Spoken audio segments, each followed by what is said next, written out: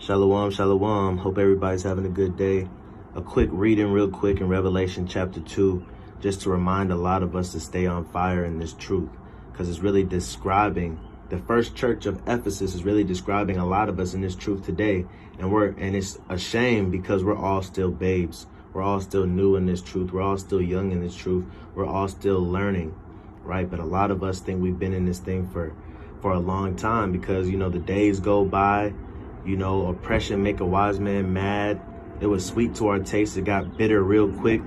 But check this out, though. This is some encouragement. Revelation chapter 2 and verse 1. I'm going to read all the way down to probably like verse 5. Yeah, verse 5. Maybe verse 6.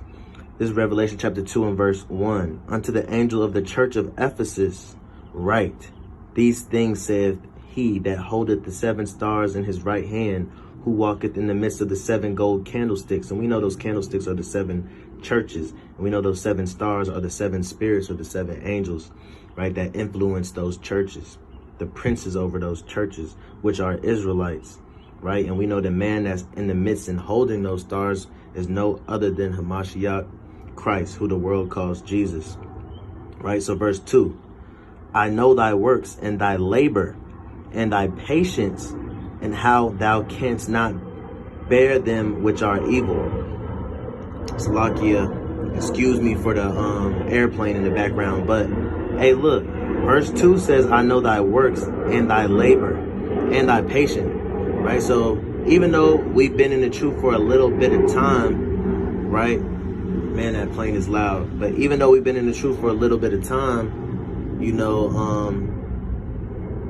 he still knows our labor. He still knows our works. He still knows our patience, because you got to have patience dealing with family members.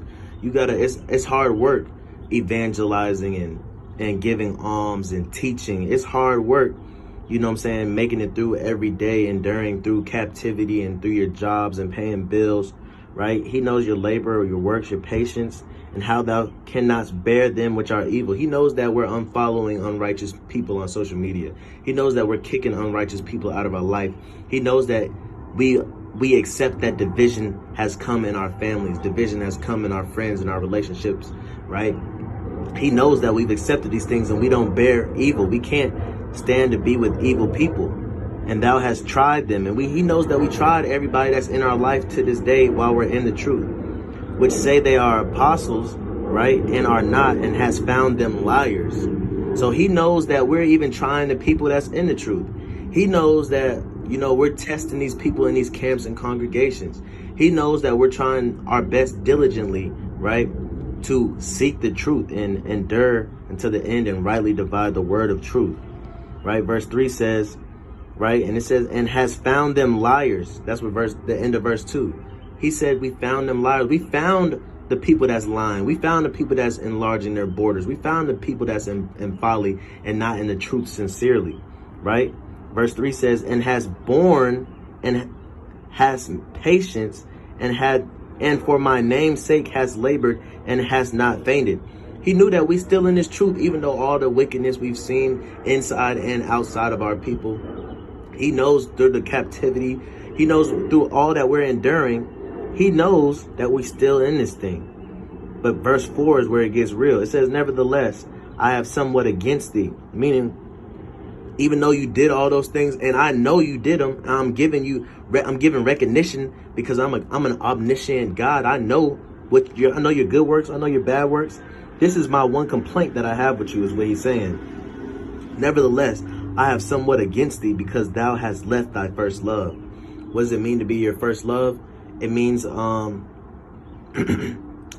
5 is going to tell you what it means, right? It says, remember therefore from whence thou art fallen.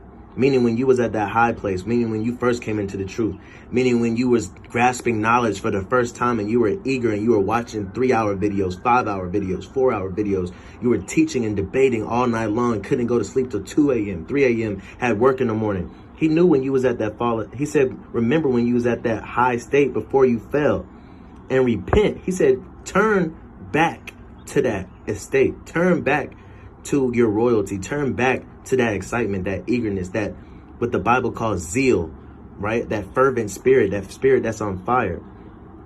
It says repent and do the first works or else. So we know that your first love is your first works when you first came into the truth. When you were at your most zealous point, right? Like Judas Maccabees and all the Maccabees that said, hey, look, all that are zealous and want to keep the law, follow me into the wilderness, right? He knew when you was zealous. He said, go back to that state, go back to studying, go back to watching, go back to teaching, go back to preaching, go back to debating, right? It says, or else I will come unto thee quickly and will remove thy candlestick. So what's the candlestick? The candlestick is that fire, right? And that fire said, and I believe it was in Psalms where it said, quench not thy spirit, right? When you quench something, you pour water on it. So don't, your spirit is a fire. He said he likens his angels into spirits and messengers into balls of fire, paraphrasing, right? So your spirit is a ball of fire. Don't let it be quenched, right? And this is how you don't let it be quenched. You return back to that state, your first love, right? Like when you was dating somebody for the first time, or when you fell in love with that sport for the first time, right? And you was giving your all to that person or to that sport or to that hobby, right? Remember your first love. It says, or else I will come unto thee quickly, Salakia, the wind bloweth where it listeth. Can't keep these pages down. It says, I will come unto thee quickly and will remove thy candlestick out of his place, except thou repent. So he's going to do all these things. If you want to be complacent, you think you've been in this thing for a long time, you think you don't have to do the work no more, you can focus on your life and your kids and your wife, and you can just be secluded and do your own thing. You think you don't have to have godly conversation or godly discourse anymore. You're no longer